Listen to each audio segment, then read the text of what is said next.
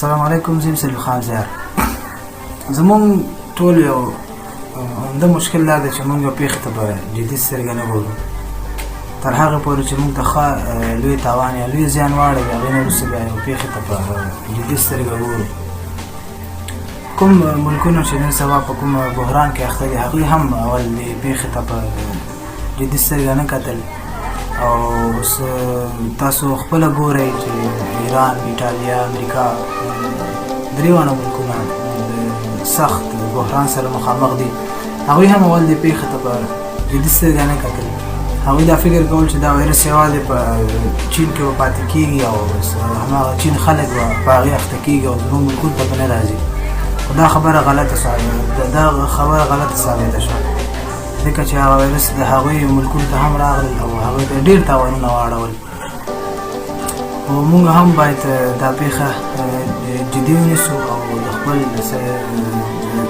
صحت وزارت او مربوطه نورو ادارې چې کوم خبرې موږ ته کوي،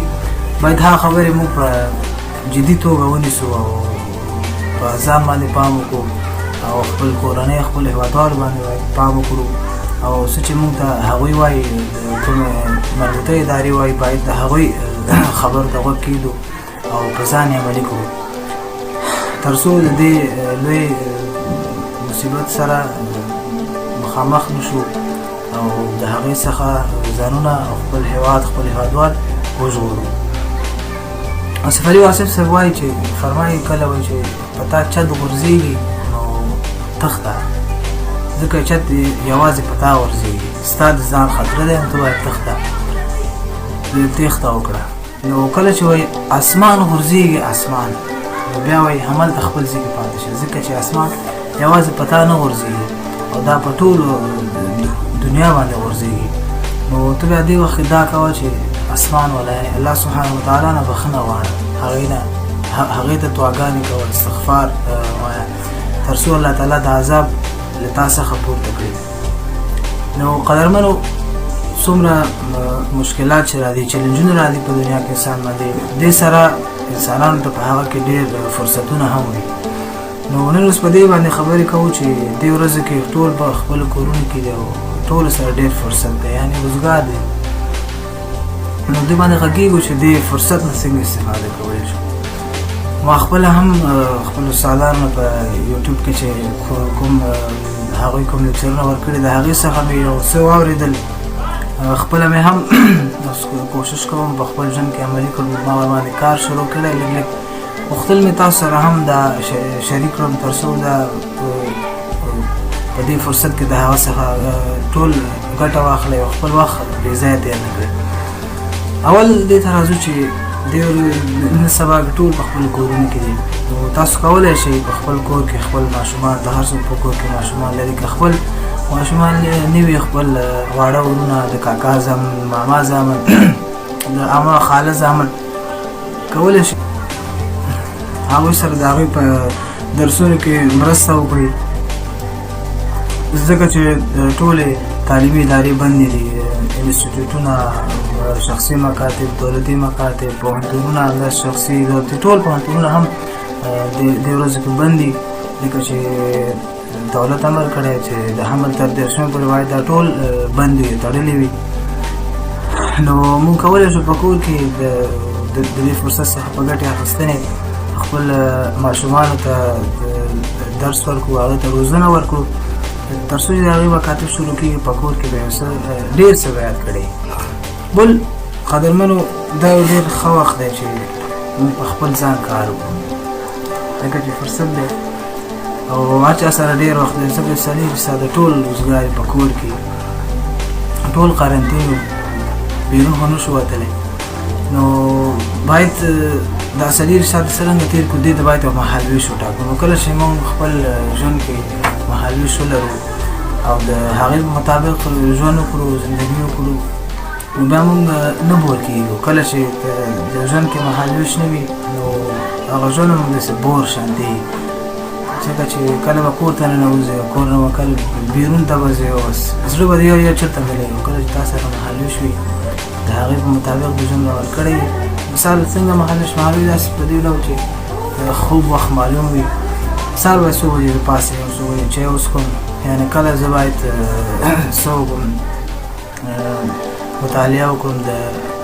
پوهنتون کتابونه باید ولولم همداسې اضافي معلوماتي کتابونه باید کله ولولم کله باید ماشومانو ته درس ورکړم د دې ټولو مهالویش باید ځان ته برابر کړو تر څو دا 40 ساعته د ورځې زموږ د فرصت چې دی نو د دې څخه ښه ګټه ترلاسه کړو بل قدرمنو کولی شو په دې ورځو کې د نوو معلومات یادول نن سبا هر چا ته هر څوک انټرنیټ ته ډېر لاسرسی لري او ډېر خلک زه دې ورځو کې چې ډېر ګورم فیسبوک کې ډېر خلک آنلاین دي ځکه چې ډېر خلک په کورونو کې د نټ څخه ډېر استفاده کوي نو کولی شئ د نټ څخه د یوټیوب نه ګوګل نه هر څه چې تاسو سره کوم پوښتنې د یو څه په باره کې معلومات غواړئ نو د هغې ځواب تاسو حتمني پیدا کېږي او تاسو به هغه لټوئ او تاسو هغه په لاس راځي او کله چې چا سره پوښتنه نه وي یعنې چې زه د څه په باره کې سرچ وکړم نو هغه ته به په مخ هم نه ورځي نو چا سره چې سوال وي هغه ته به ځواب پیدا شي که تا سره سوال نه وي نو ځواب به چېرته نه پیدا کړي د څه شي ځواب پیدا کړي نو دا ښه فرصت دی چې دې ورځو کې موږ باید مطالعه وکړو اضافي کتابونه د پوهنتون مکتب کتابونو سره نور کتابونه باید مطالعه کړو او خپل معلومات زیات کړو بل خبره ده چې دا معلومات به شیر کړو خپلو ملګرو سره که په کور کې دي کې نو د